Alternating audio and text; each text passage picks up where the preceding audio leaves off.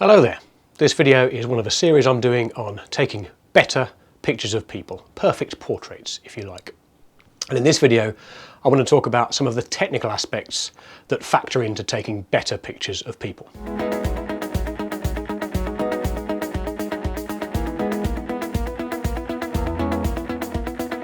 I am not going to go into too much depth here for a couple of reasons.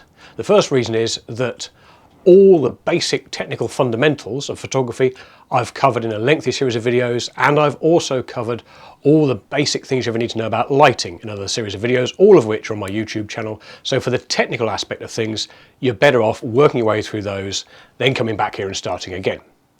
The other reason I don't want to get into too much detail about technical stuff in reference to portraits is that with the technical side of things, it's very easy to feel like there are rules and that there are certain prescribed ways of doing things.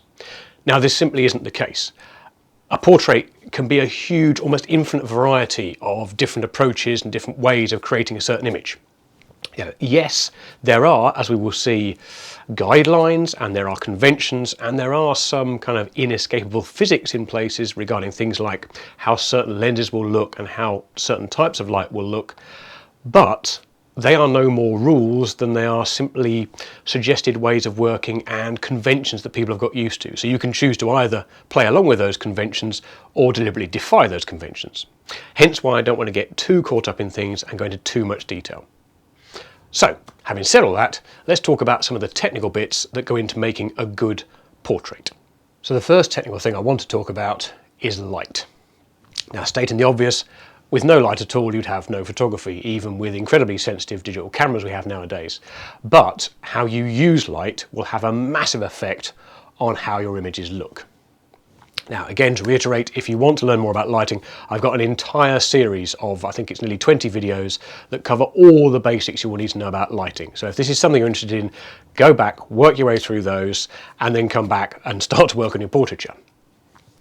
The main thing we need to consider when we're thinking about light and portraits is the light we're going to use, is the light we have, appropriate for the shot we want to take? Now that can get extremely intricate, but always come back to that question. Don't get hung up on, demanding to use a certain type of light because you like the kit or being forced into having to use a certain light at a certain location. Always come back to, is the light appropriate for the shot I want to take? And if it's not, change it in some way, as much as you're able to. You may be obviously limited in where you can go, what equipment you've got with you. It's usually the case, but once you're educated about light and you understand how light works, you can make educated choices about getting to that right light for the shot you want to take. Now, in quality terms, in terms of how light looks, there are two very, very broad things you need to consider, and that's how soft the light is and how hard the light is. It's really as simple as that. Now, this can get, as with most technical things, incredibly intricate and incredibly complex. But really, at one end of the scale, you've got an incredibly diffuse, soft light source, like a completely overcast day with full 10/10 cloud cover. And at the other end of the scale, a very, very hard single-point source of light that casts very hard shadows and goes very quickly from highlight down to shadow. Those are the two extremes. Light will probably fall somewhere between those two extremes, and of course there are trade-offs. Each type has certain advantages and disadvantages. For example, soft light can be, and usually is, very, very flattering, and that can help. That can minimize things like people's wrinkles, imperfections in people's skin. It's quite popular for portraits because it's very flattering. It also has the advantage that the softer a light is, generally the more freedom your subject has to move around. So if you're after something that's quite naturalistic, you want to let people relax and go with the flow, softer light sources will help that because they won't be rigidly stuck to one spot.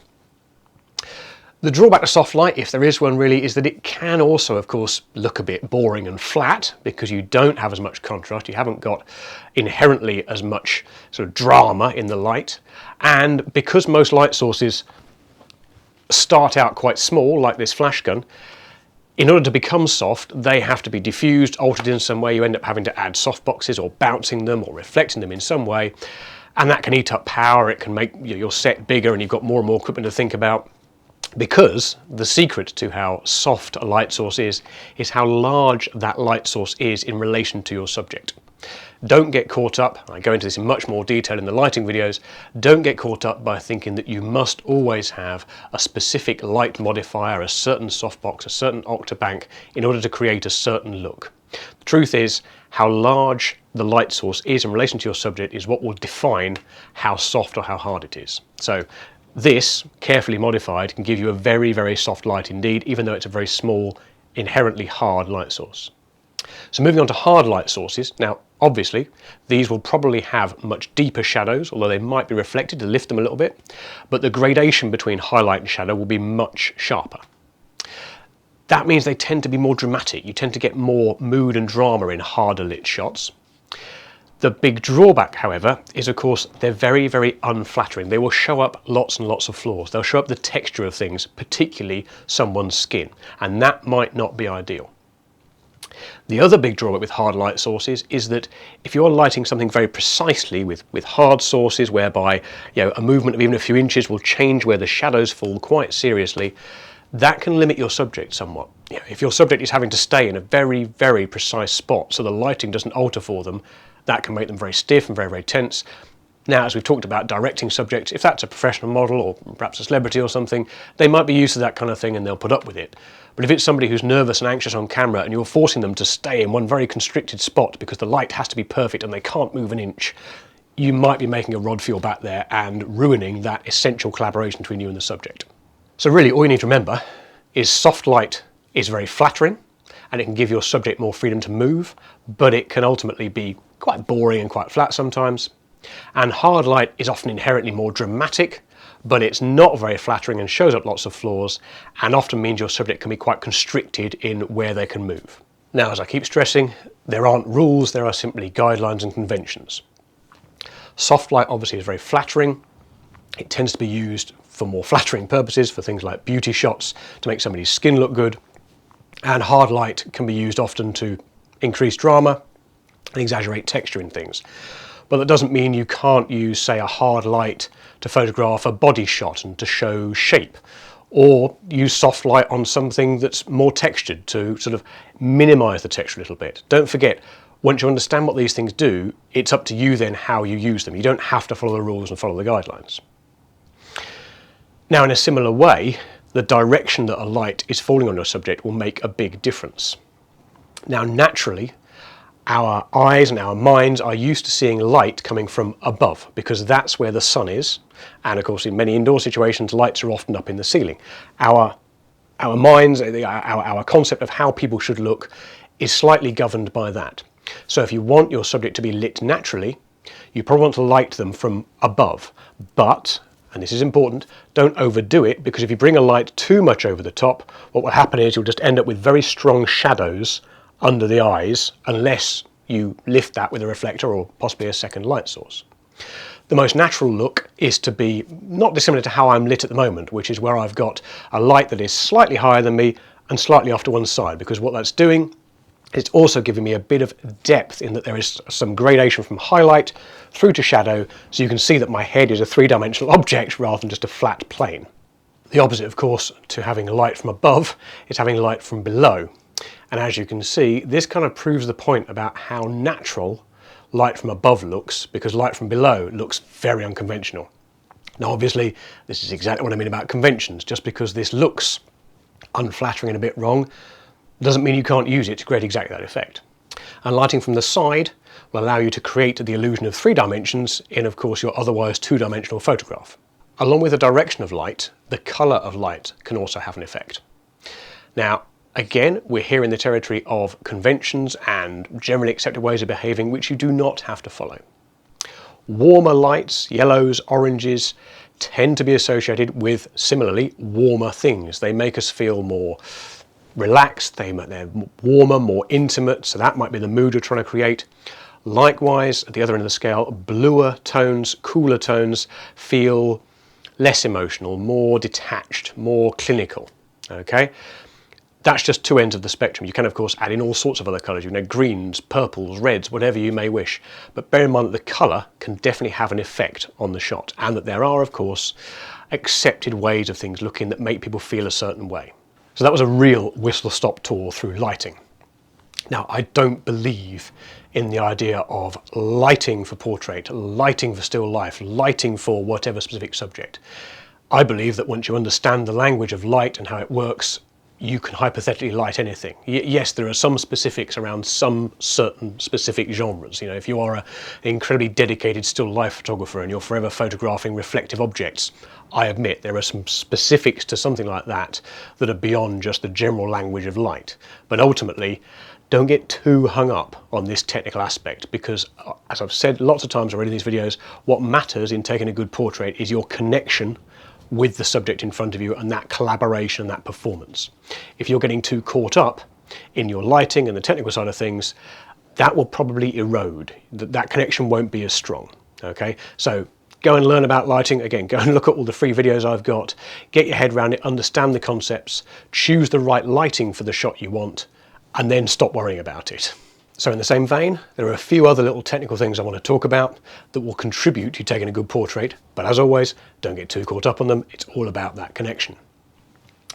You might remember way back in the first video, I talked about the fact that you can take a good portrait with any camera you like, but it'll help if you've got manual control over your camera, and it'll also help if you can change the lenses. Now, lens focal length can have quite a significant effect on how a person will look in your photographs. Now, we are, as I keep repeating, not going to get too bogged down in detail at this point. All you need to know is that the lens focal length is the number you will hear quoted in reference to it. It'll be somewhere prominent on the lens usually. At one end of the scale, you've got lenses that are around, say, 24, 28 millimeters. Those are very wide angle lenses, give you a big wide view. And as the numbers increase, your view tightens. Sort of, 50 millimeters is around about the same as normal eyesight, down to 70, 80, all the way into the hundreds that will narrow and narrow and narrow your view. Now, those longer lenses, the ones past about 50mm, are referred to as telephoto lenses. And generally speaking, again, we're back to this familiar thing of here are guidelines and here are conventions. Generally speaking, portraits are often shot on short telephoto lenses, somewhere from 70mm through 85, 100, maybe 135mm, because they give a flattering shape to the human face. Now, we can see the effect of this with these photos of Lisa taken on different focal lengths. What I've done through these images is I've tried to keep Lisa the same proportion and size within the frame as I've changed focal length. So what I've had to do is move forward or back to achieve that, because of course the view of the lenses differs. So here is Lisa taken with a 50mm lens. This is close to what our normal human eyesight would do. Okay, that's how she looks starting out, in inverted commas, normally. Here we are shooting on an 85mm lens. Now, I've had to step back a little bit to maintain the same proportions. When we use the 85mm, her head shape becomes a bit more neutral and a bit less elongated towards the top. Now, this effect is exaggerated if we go all the way to the other end of the scale and we shoot on a 24mm lens.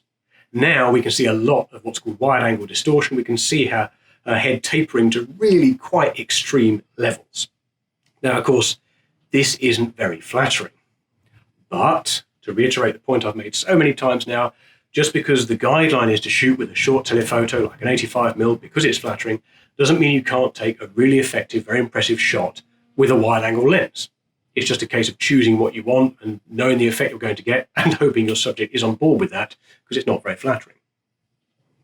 Now, as you go further down the telephoto end, as you go past sort of 85mm onwards, the effect of sort of flattening and flattering a little bit becomes more increased, but it's more and more subtle. So here's the difference between an 85mm shot and a 200mm shot. It's not that huge. And of course, it doesn't get dramatically different as you increase your focal length and go further and further past 200mm. There's no harm in using longer lenses at all. I mean, the reason people have settled with short telephotos like 85 is they give a very flattering perspective, but they also allow you to stay relatively close to your subject. You might think, oh, I'll just get a really long lens and it'll be even more flattering. The problem is you're now standing quite a long way away from your subject and having to shout at them to direct them, which doesn't really help with that eternal connection we keep talking about. The only other bit of kit I want to talk about is about using a tripod like this. I mentioned in a previous video about using a tripod to help you keep that connection up. The fact that your camera can be set up, but you can come out from behind it, maintain eye contact with your subject and have a quick little chat. It definitely helps for that. The drawback can be that, of course, being on a tripod limits your movement. And it might be that your subject is going with the flow and being inspired and they're moving around a bit and you're clamped onto things. The best thing I can suggest in that situation is make sure your tripod has some form of quick release so you can rapidly take the camera off and go around with them and stay in the moment and stay in the flow. Now, the last technical thing I want to talk about is called depth of field. Now, if you're already familiar with this, great, welcome to the club. If you don't know what it means, I've got videos all about it. Go into the technical playlist and you can find them. And what depth of field refers to is the amount of image that is sharp either side of the point you've focused on. So an image with lots of depth of field will be sharp all the way through, if you like, from an inch or so in front of the camera all the way off to the distance and infinity. And an image with a shallow depth of field, with a small amount of depth of field, will only be sharp around the point you focused on, and everything else will drop out of focus, lovely and blurry, and will look beautiful. Now, as we keep saying, there are rules and there are conventions, but they're not too strict. A very common portrait convention is to use a very shallow depth of field and have just the eyes in focus and let everything else drop out of focus, particularly the background, because then the background doesn't detract or distract from the main subject. That's not a golden rule. You can take really effective portraits with a large depth of field where everything is in focus from front to back. It's not a golden rule at all. You don't have to abide by it. One thing I would say though is if you're working with a shallow depth of field, if you've just got the eyes in focus and almost everything dropping out, you've got to be really, really careful, because you'd be surprised how little movement it takes for the eyes to go out of focus. Either your subject or yourself can move even a tiny degree and the eyes will no longer be sharp. And if there is one thing that's very close to being a rule, that is that if you look at a photograph, a portrait, and the eyes are not sharp, it can be very off-putting. It can make the rest of the image seem like it's not right, it's not finished, because eyes are what we go straight to as human beings. And if they're not in focus, we instantly think, oh, that hasn't worked, that's not quite right. So if you are using a very shallow depth of field, make sure you keep refocusing all the time. I do it almost every shot, because if you are using shallow depth of field, you've got such little margin for error that even the tiniest movement on your part, the tiniest forward and back with the camera, or the subject moving even a tiny amount, could be enough to knock you way out of focus. Right, as far as I'm concerned, those are the only technical bits that I want to go into regarding taking better pictures of people, because as I keep stressing, I don't want you to get hung up on these. I don't want you to disappear down a technical rabbit hole. And what you should be focusing on is the stuff in those other videos about your connection with the subject and getting a good performance out of them.